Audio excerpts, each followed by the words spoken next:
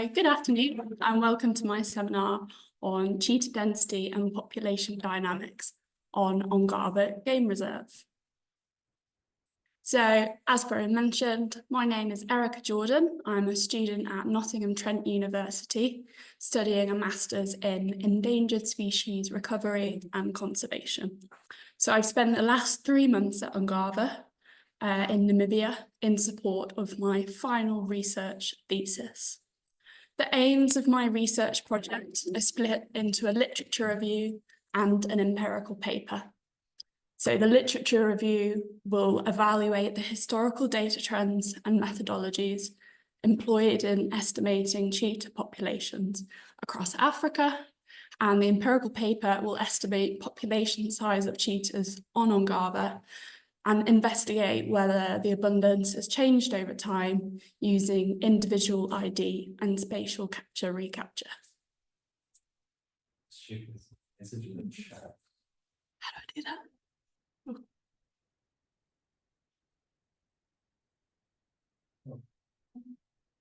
Okay. Very strange. Good to know at the start. Yeah. I think start there first. And then we share here.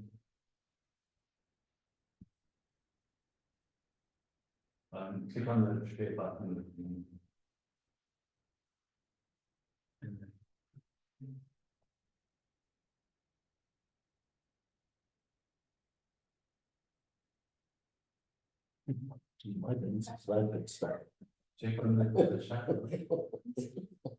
Can you guys see? Cool. Thanks, love. So, the aims of my research project, the literature review will evaluate historical data trends and methodologies employed in estimating cheetah populations across Africa. And the empirical paper will estimate the population size of cheetahs on Ongava and investigate whether abundance has changed over time using individual ID and spatial capture recapture modelling.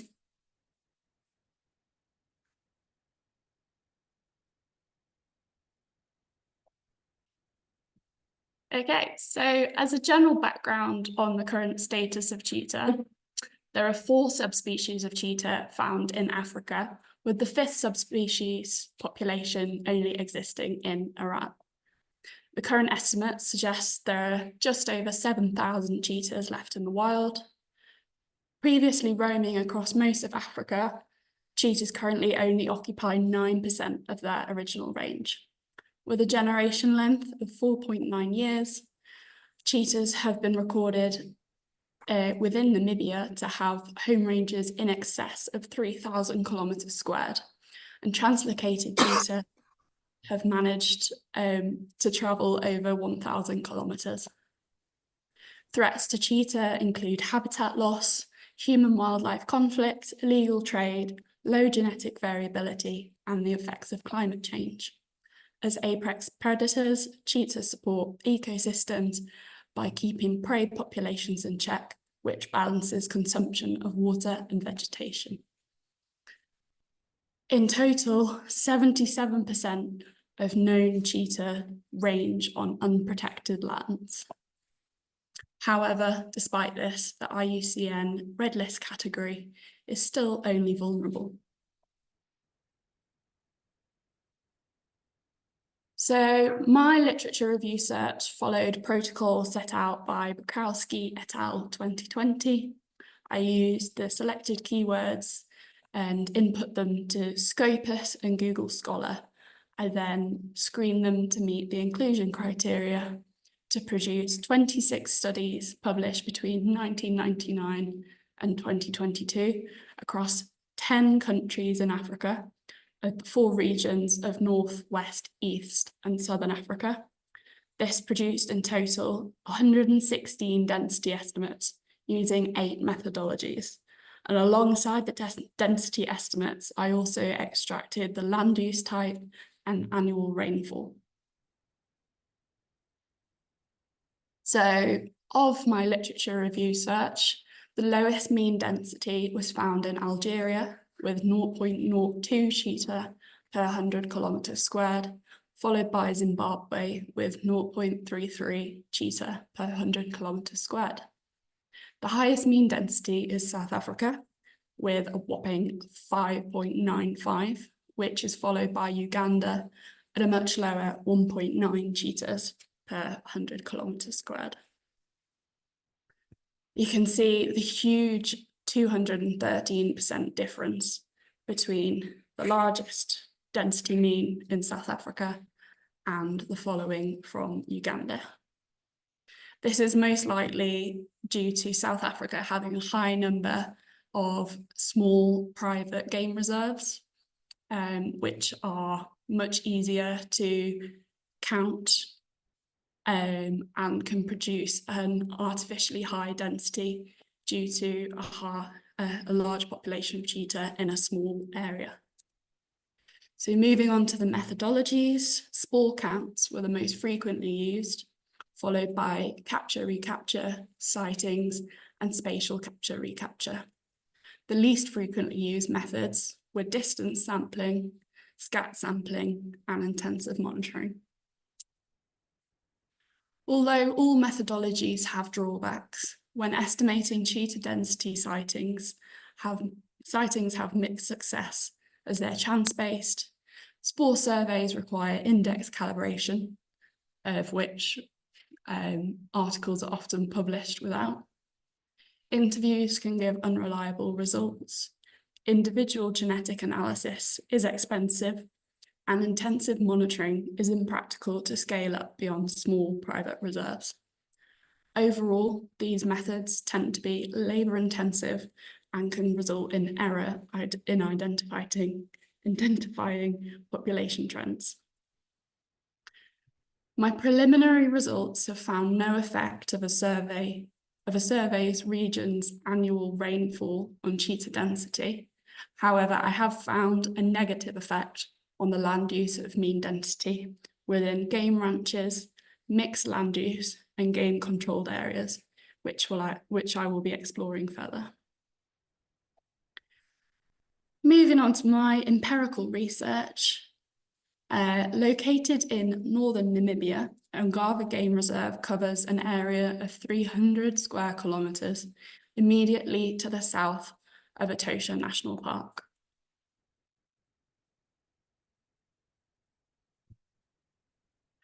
Ongava has 2-metre high electrified game-proof fences to the west, south and east, which border privately owned farms and resettlement land. The northern boundary, however, consists of an electrified cattle fence, followed by a 2-metre high non-electrified fence, which acts as the border to the south of Etosha National Park. Camera trapping has confirmed that large carnivores indeed pass through this border. From 2009 to 2022, cameras were placed at the 12 waterholes across the reserve. My study uses dry season images collected between May and October each year. Cameras were serviced regularly to exchange batteries and retrieve SD card images by transferring onto a computer. We then selected the most suitable cheetah images to upload to WildMe's African Carnivore Wildbook platform. From here, the images were sent through ACW's detection and match functions in preparation for ID. African Carnivore Wildbook uses machine learning to recognise unique patterns in images uploaded and suggests image matches of which it deems the most probable to be the same individual. For example, the individual I've chosen to search matches for on the left has been suggested as a match with the above 12 images. But definitely from here. The red dots shown are how AI is most likely to have matched these two images together. But with the human eye, it's then possible to confirm this match despite the very slight amendments to the distance between some of the spots due to the cheetah being in a slightly different stance. With the help of ACW, I analysed 129 occurrences of cheetah across all 12 waterholes over 14 years. 74 of these occurrences led to an individual ID, working out at a 57% success rate. Within the 74 occurrences, 76 individuals were identified. 25 individuals captured more than 5 times, followed by 22 cheetah seen between 3 and 5 times, 17 cheetah seen twice, and 12 cheetah only seen once.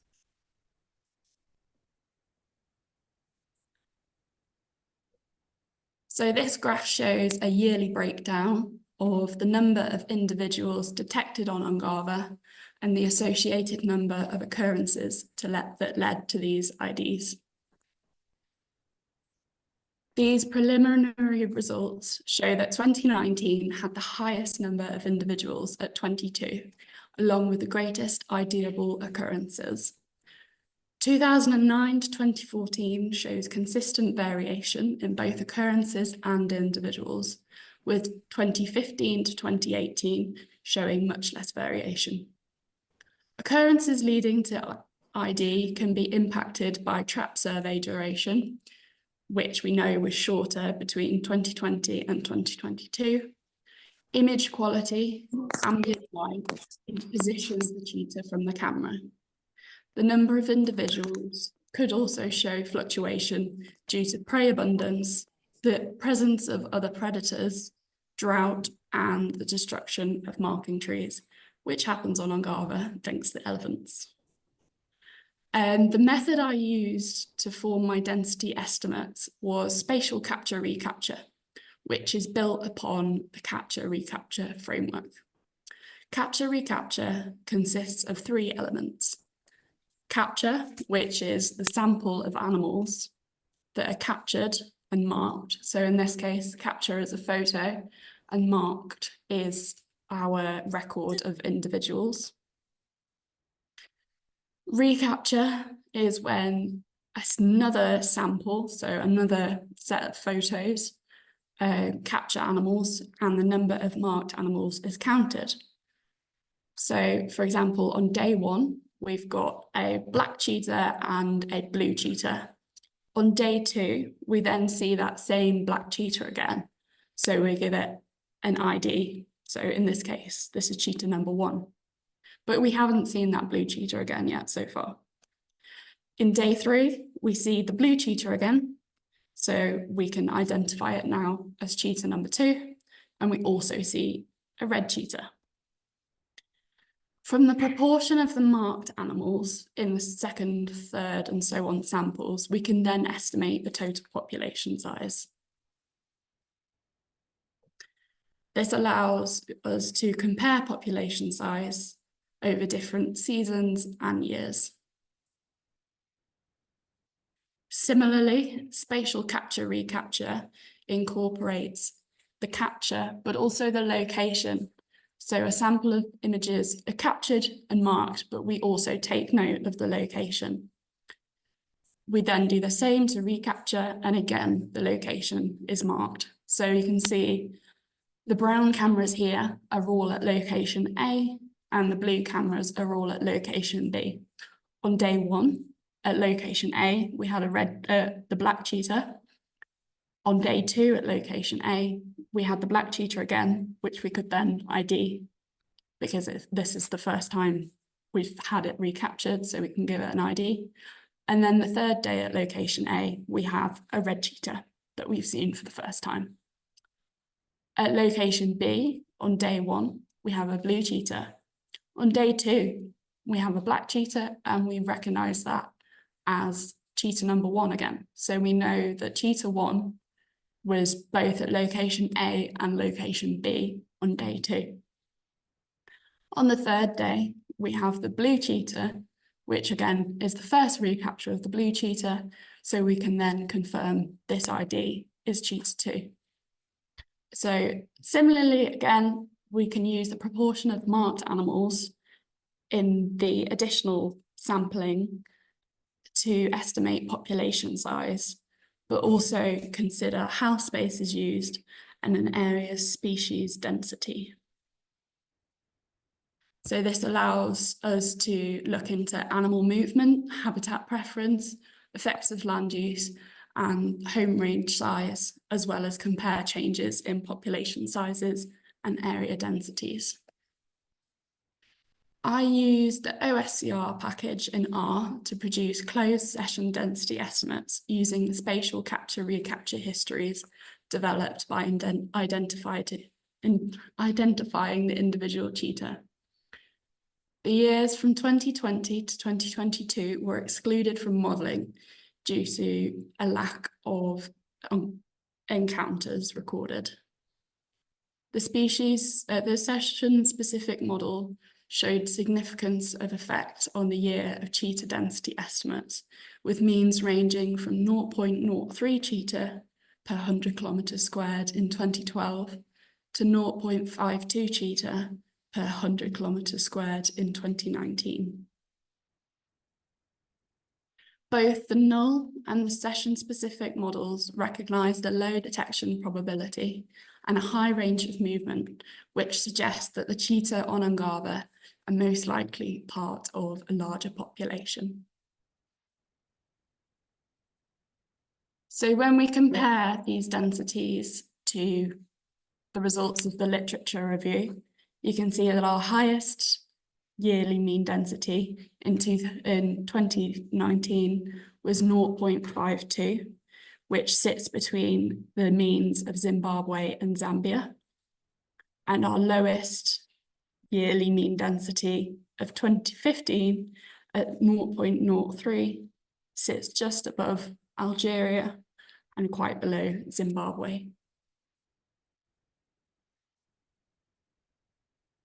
So when we pop in Ongava, just on the right next to Namibia, the results of my research show that Ongava's mean in the session-specific years of 0.19 sits between Algeria and Zimbabwe's means, but it also is within Botswana, South Africa, Tanzania's, and almost Zimbabwe's range. Our lowest year, again, in 2015, sits within the range of Tanzania, and the highest annual density estimate in 2019 sits within Namibia, Tanzania, South Africa, and Botswana's ranges. So the limitations in this research include the difficulty of low density and wide-ranging ecology of cheetahs. They cover large areas, which makes encounters with camera traps infrequent. Habitat preference-wise, cheetahs tend to prefer open areas, which don't always align with camera trap locations. And again, for this survey, I mention again that these cameras were for general game counts and monitoring, not specifically for cheetah. Behavioural factors of cheetah include the elusive nature in that they might avoid camera traps, reducing detection rates. And technical limitations, camera traps may miss fast-moving cheetah or produce poor quality images that make it difficult to analyse. Future considerations could include consistent surveys of cheetah marking trees, and in an attempt to reduce the non-identifiable occurrences, a higher image resolution cameras, the use of image enhancement, and also incorporating video into camera trap surveys might help. We could also monitor the impacts of changes to prey, lion, and hyena densities on Ongava and see if there's a relationship between density and frequency of cheetah visits. And for future monitoring, it could be possible to increase knowledge by liaising with the Greater Etosha landscape projects to increase knowledge So this could be setting up cameras on local farms or using camera track grids from other areas. So on a final note, thank you to everyone involved with this project, anyone who's collected the 13 years of data in which it relies on. Thank you to everyone at Ongava Research Centre and my supervisors, Richard Yarnell and Steph Perriquet-Pierce. And lastly, here's last week's evidence that there are still cheetah on Ongava.